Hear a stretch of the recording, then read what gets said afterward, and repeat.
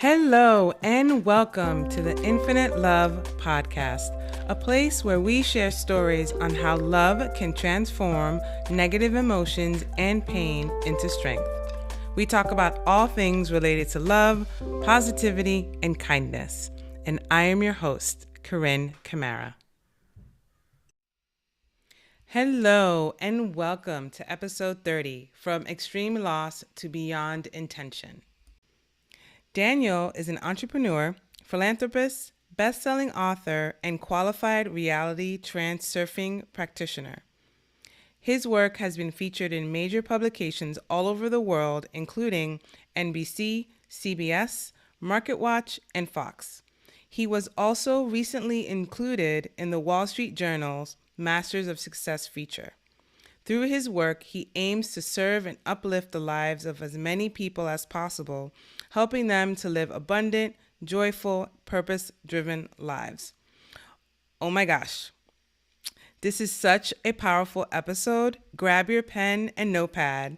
Dan drops some golden nuggets for transformation. We dive into quantum physics, creating your own reality, and shifting your consciousness. It is so interesting. I hope you enjoy it. Let's get into today's episode. Hi, welcome to the Infinite Love Podcast. And today I have the honor to speak with Daniel. How you doing, Daniel? Hey, how you doing? Good. Thank you so much for being here. Thank you for having me. I really appreciate it. So today we're going to hear your story of what your love lesson is. And a love lesson is essentially a point in your life that became the catalyst for change, for you to becoming the person you are today and using that information that you've learned to serve humanity. So what's yours? Well, I love to say that my life's kind of been a trilogy, whether you want to call it a trilogy of books or movies, whichever one fancies your tickle. But this most recent movie, the one I'm in right now, the book I'm in right now, started on the 13th of February 2018. And what happened was, as I was in Santa Fe, New Mexico, in the mountains at a meditation retreat. And for those of you who aren't familiar with what the weather's like at 6 o'clock in the morning in February in the mountains of New Mexico, let me just put this into terms you might understand. I had thermals on, 2 pairs of socks, gloves, three tops on, a body warmer, a hat, and hot pockets in my pockets and in my gloves. Wow. And a scarf, right? It was very cold. But my heart was warm. And the reason why my heart was warm is because as I came off the back of this walking meditation that I was doing, I was struck with a vision of what my life could actually look like if I stopped half-assing it and actually just went for it. And why this is so real for me is really requires for me to take a step back to look at what I was coming off the heels of in book 2.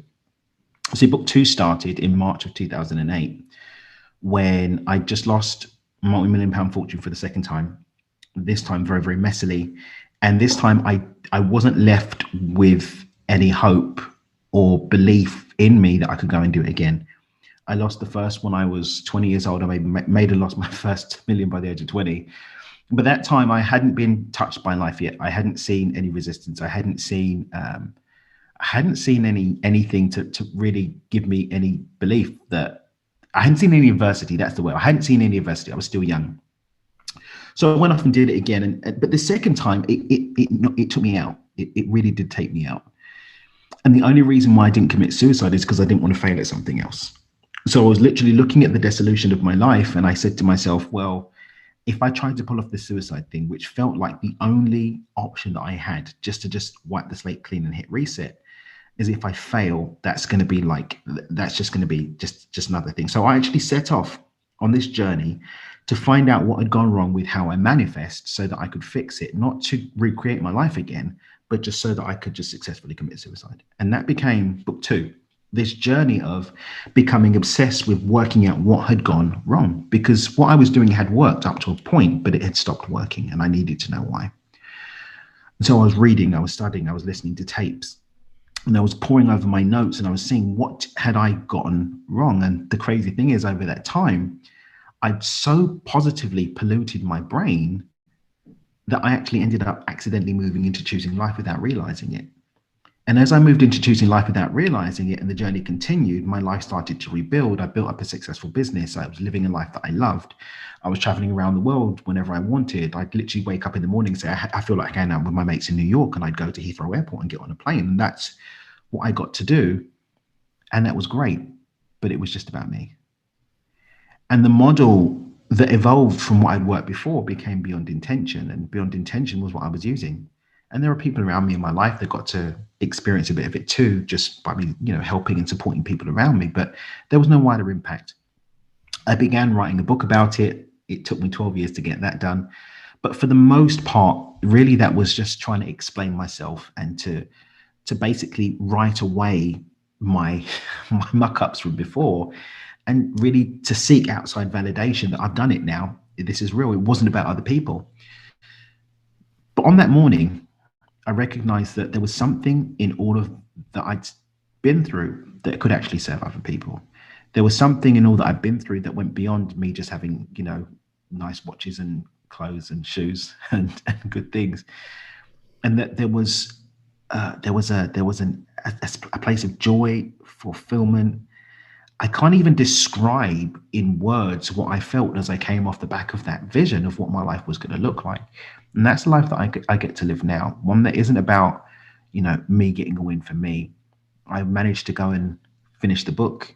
And now that book isn't about me getting validation. It's about sharing this tool, this model, so that other people can have that too and have a life that they actually love. Not one that they like, or one that's cool, or one that looks good on Instagram.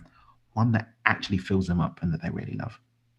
I love that. So you lost millions twice. Twice.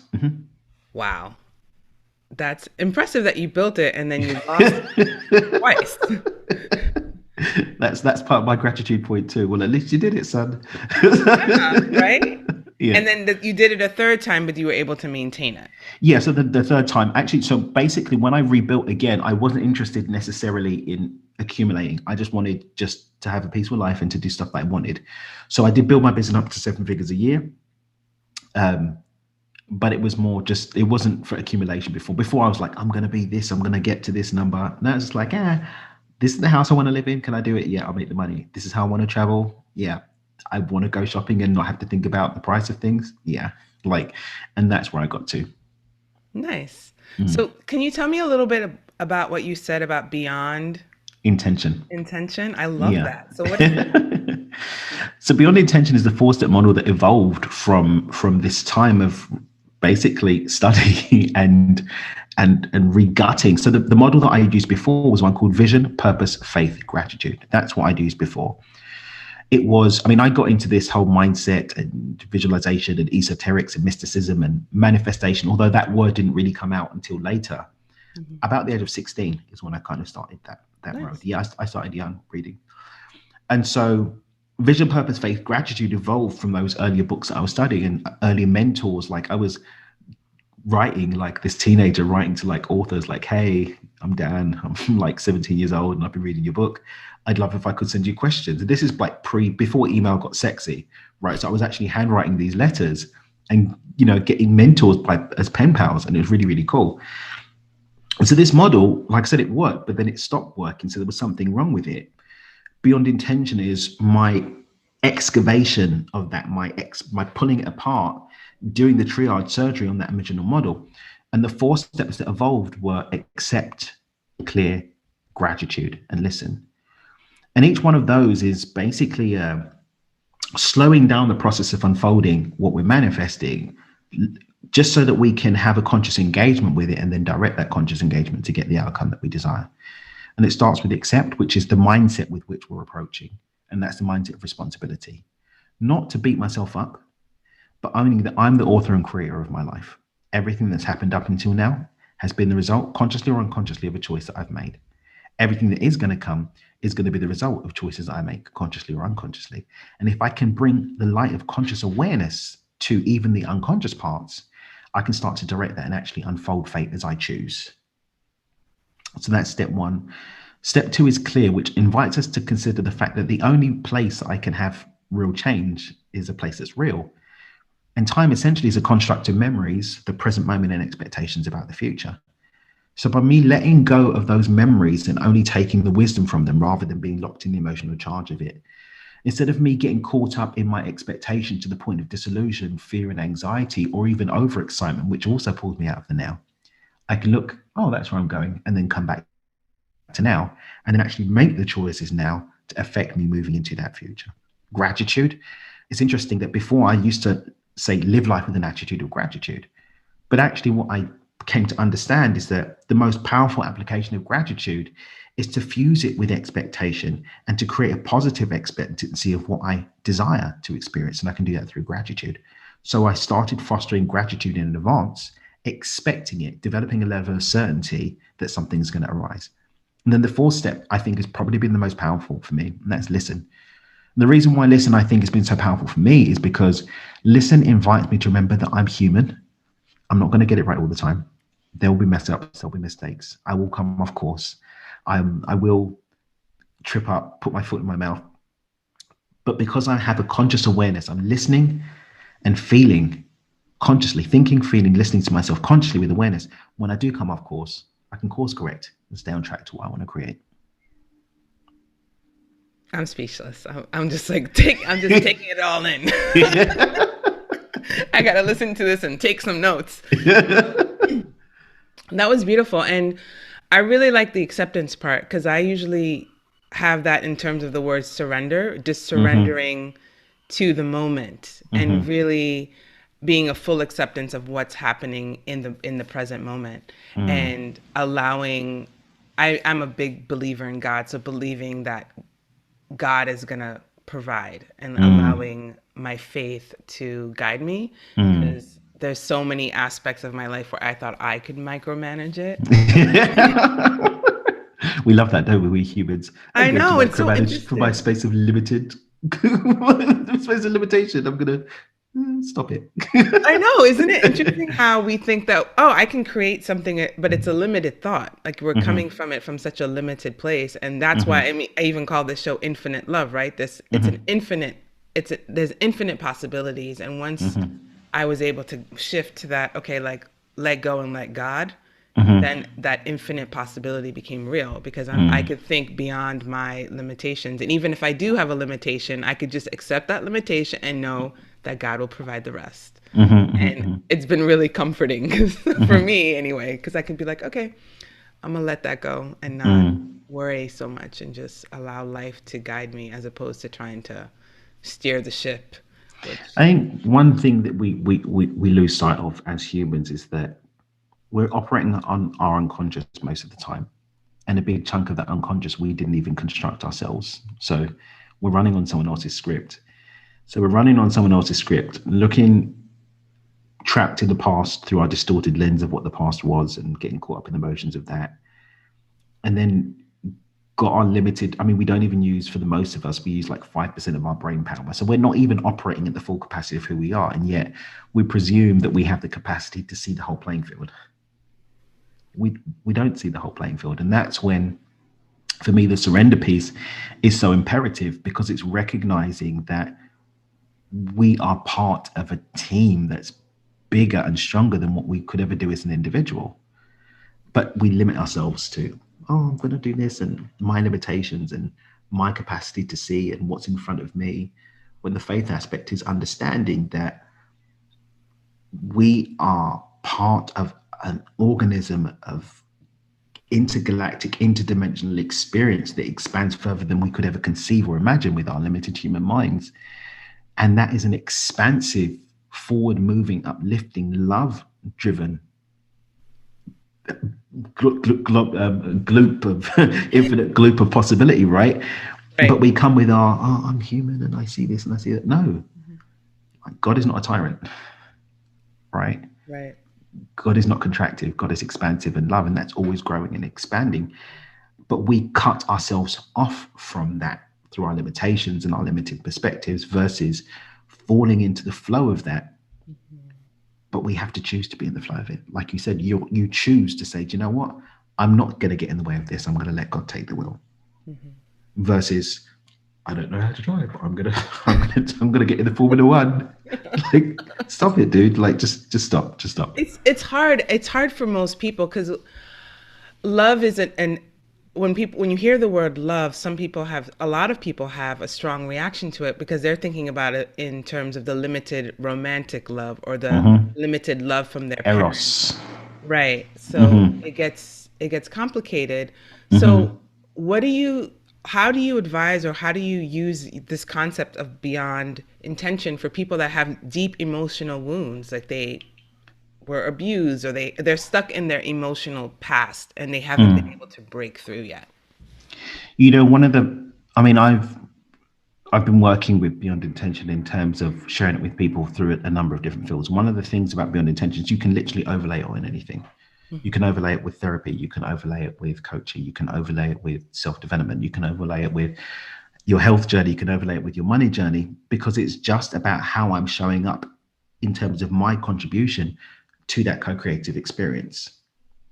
Whether that's a co-creative experience of me and a business partner, me and what I call God, divine source, whatever, me what I call my therapist, or it's all a dance between these strands of consciousness. And ultimately what I'm saying is, me as a part of this dance through accept, Mhm. recognize that ultimately the quantum overlay that I'm going to experience of this. I mean, if we go down the rabbit hole for a second and start looking at my kind of jerry-rigged perspective of hologram theory and quantum mechanics, infinite possibility basically invites us to look at the fact that every single potential or even unconceived variation of this moment exists here and now. You and I, as strands of consciousness, are simply having a dance wherein we're overlaying that the perspective that I'm aligned with right now matches the one that you're aligned with right now. And now we're having a co-created experience where we are both. So there's a version of you and I that don't get along. There's a version of you and I where I'm the interviewer and you're being interviewed. There's a version where we're both from China. There's a version where we're both from white people from California.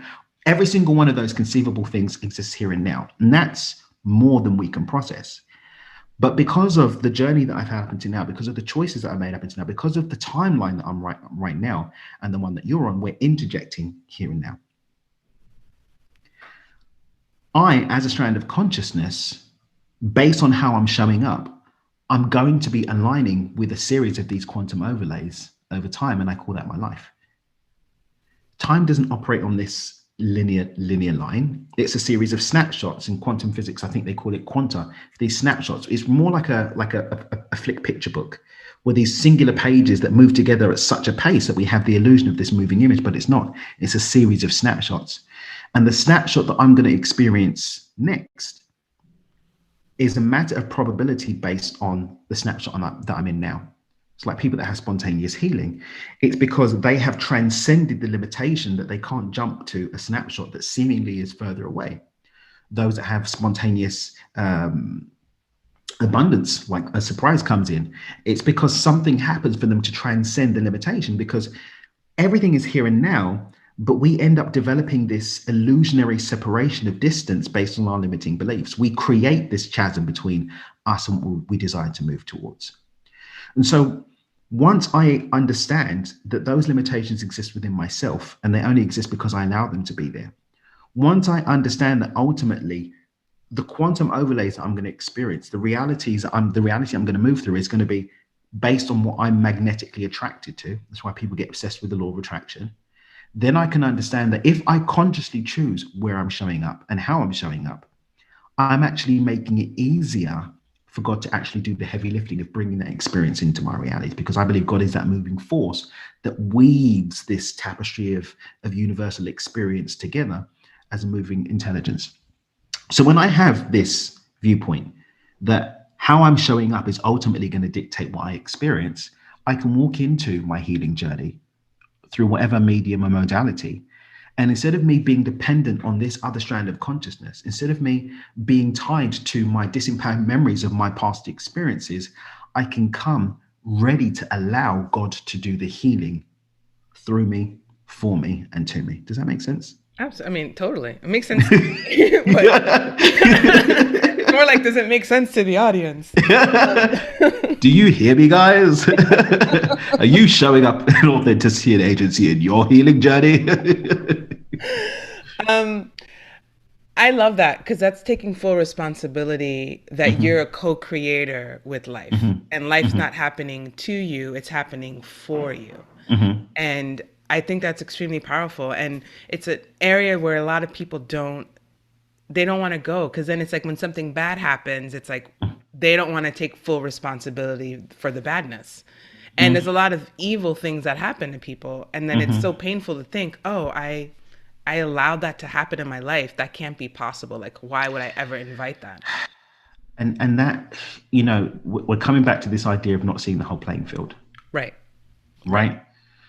Because ultimately, the law of relativity invites us to remember that there's no good or bad. Everything just is until we attach meaning to it. And the meaning that we attach is the meaning that we've been fed, and that's generally coming from the unconscious. And even the meaning that we're attributing to things, we didn't even construct that meaning within ourselves. It was given to us. And so something bad can happen, quote unquote, and we don't know that that could be the biggest blessing, as dark and as horrible as it looks. Right. We also don't see how that event plays into the overall universal tapestry, right? So we've all seen it, that somebody tragically loses their life, but then that's the thing that opens up to massive change and upheaval that shifts the lives of many. And we don't know at another level of consciousness the agreement that that soul had to actually be a part of that event in order to contribute to the overall. Because, you know, if we want to go down the rabbit hole, we're looking at these different levels of consciousness, we're looking at these different levels of experience. And again, we can't see the whole playing field at this level. But Right. rather than being caught up in our beliefs and limited understandings, this is where again surrender comes in. It's knowing and trusting that so long as we are subscribing to the agreement to let go and let God, from an expansive place of I want to contribute to moving forward, from an expansive space of I'm going to show up and do my best to show up as fully as I can in terms of what I have to contribute as my gifts, as my abilities, as my love, as my resources, expansively with expansive intention, then I can trust that I'm riding the wave and that the captain of the ship is going to get where we're going to go. And no matter what comes up in that experience,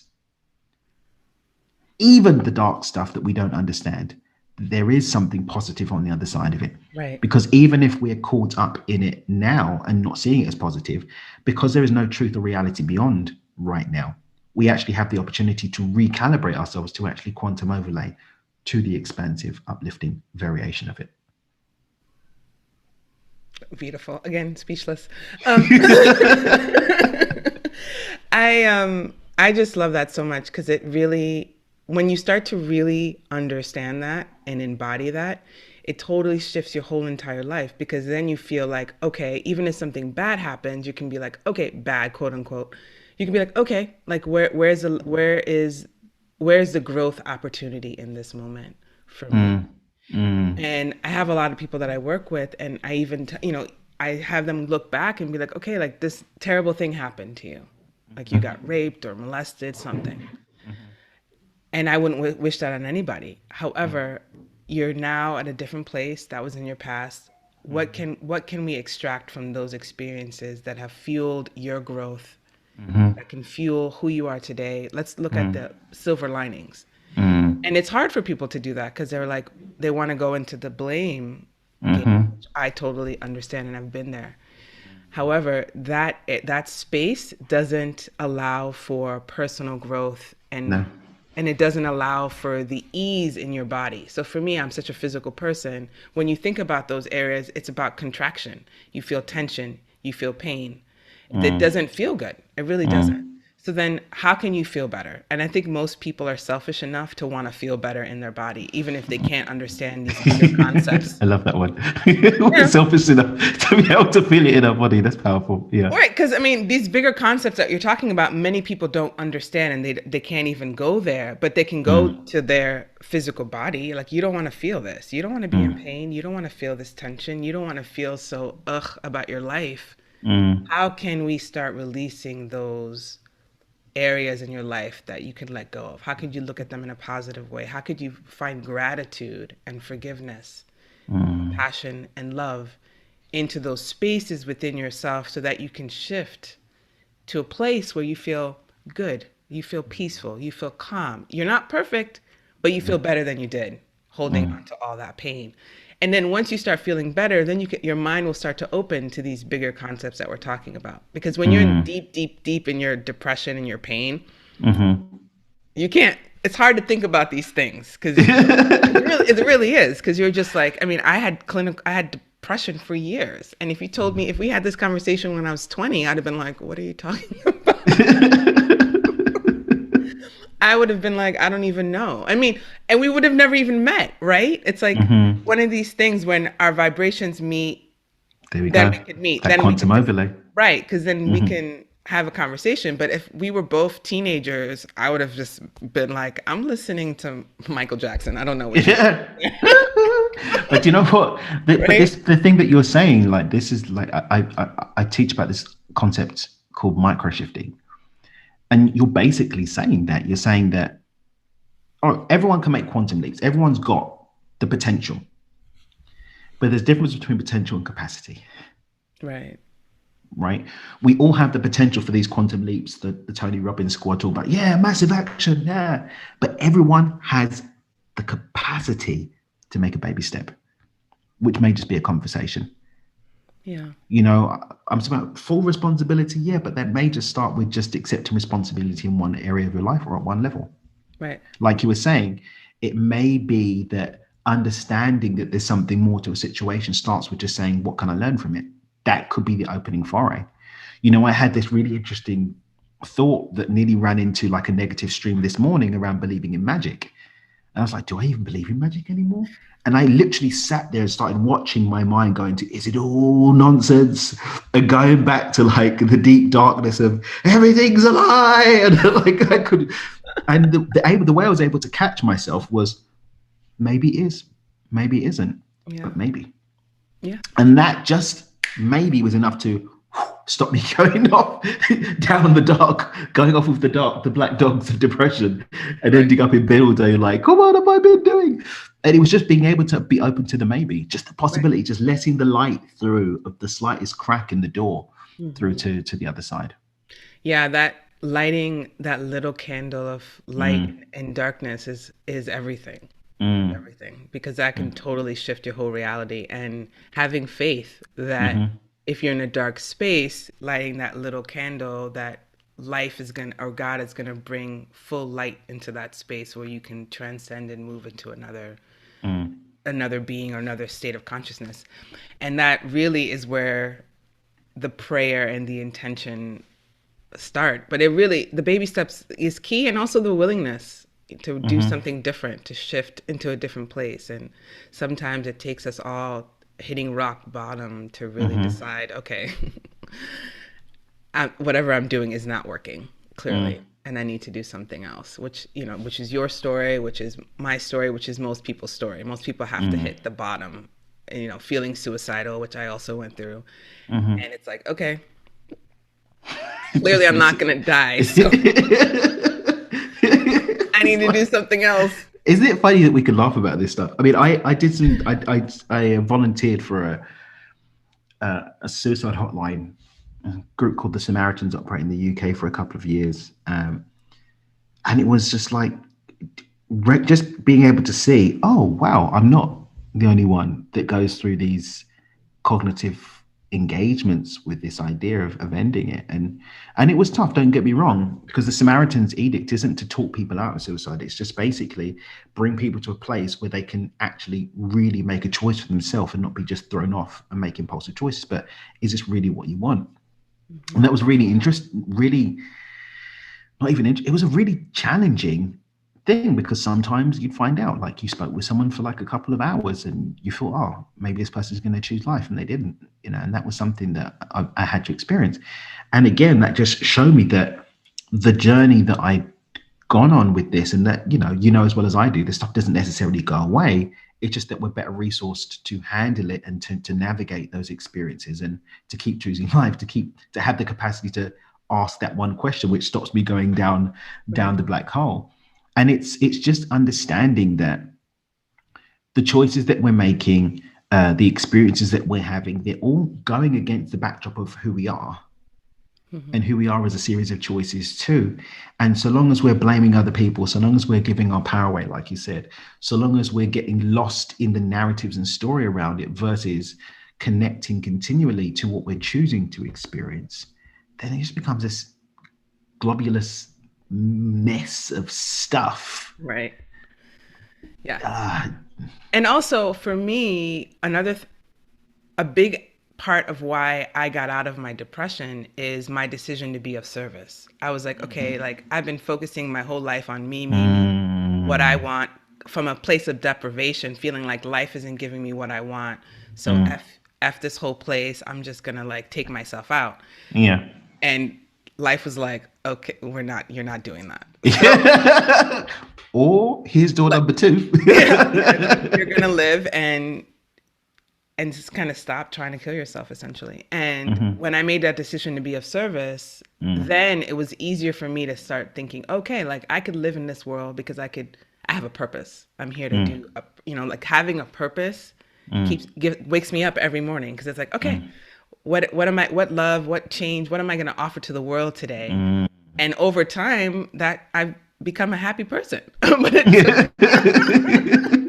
it took a while to really start to shift my narrative of like the outside world, expecting them to give me the joy that I wanted, instead of saying, okay, I'm going to cultivate the joy that I want and bring it outwards. It's like planting our own seeds in our own garden instead of running around cutting everybody else's flowers and wondering why they die. That's a beautiful, yeah, that's true, yeah. Well, now we've got roses in our own garden every day. We just tend to those and cultivate those. And then we can, if we want to give them away, we can, because we know we can grow some more. And it's not coming from this desperation where if you're cutting other people's flowers off, they die, then you're like, I need more. I have to go out and get more. And even if you put flowers in water, my wife gets flowers every week because I wouldn't be here if I didn't get flowers. So I did. No, real fact.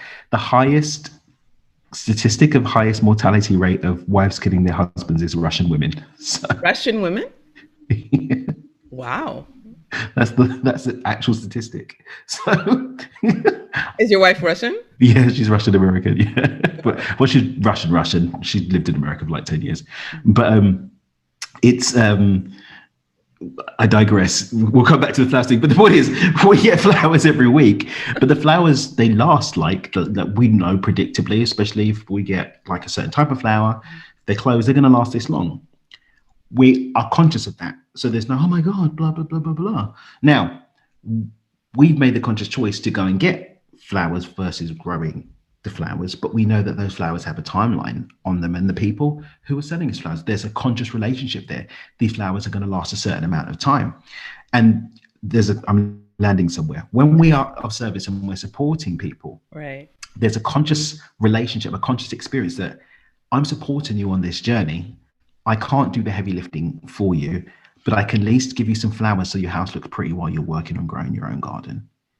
And I think that's just something to bring in when we're talking about service, and we're talking about not cultivating our own happiness and not expecting it from other people, because people do go into a coaching relationship or they go into a therapy relationship waiting for the other person to serve them, not realizing that all they can do is give you flowers to keep your house looking pretty whilst you're working on your own garden.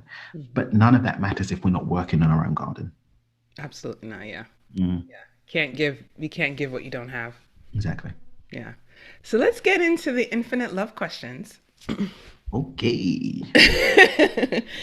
How do you use love in your work?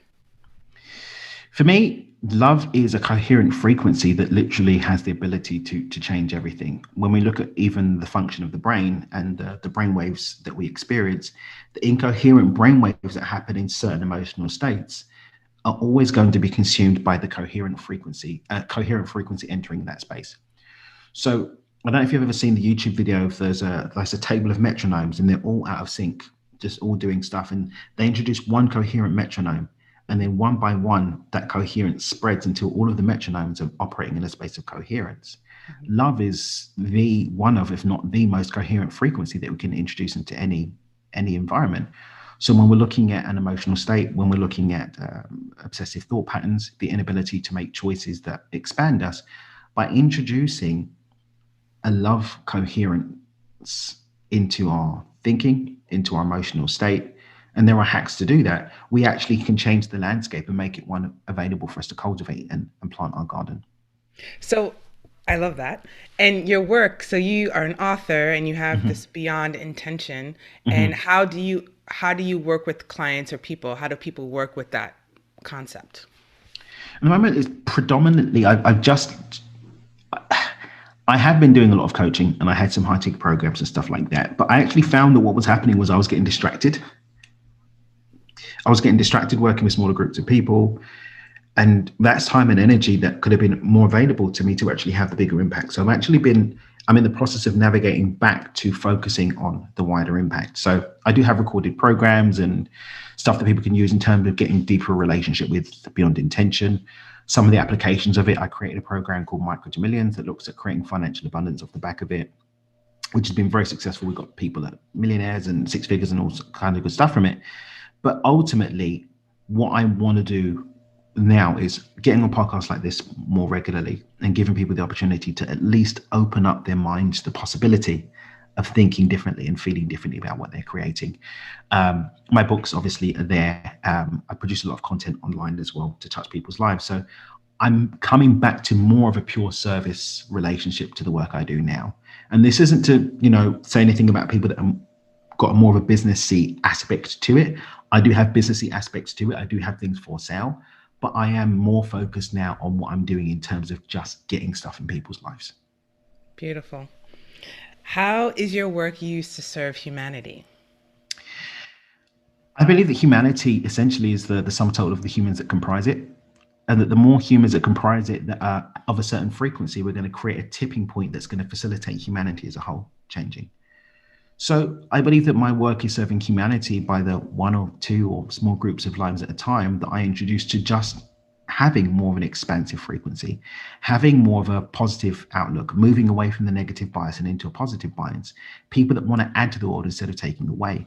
I believe that that's going to contribute to that critical mass that will create the tipping point that can change humanity as a whole. Beautiful.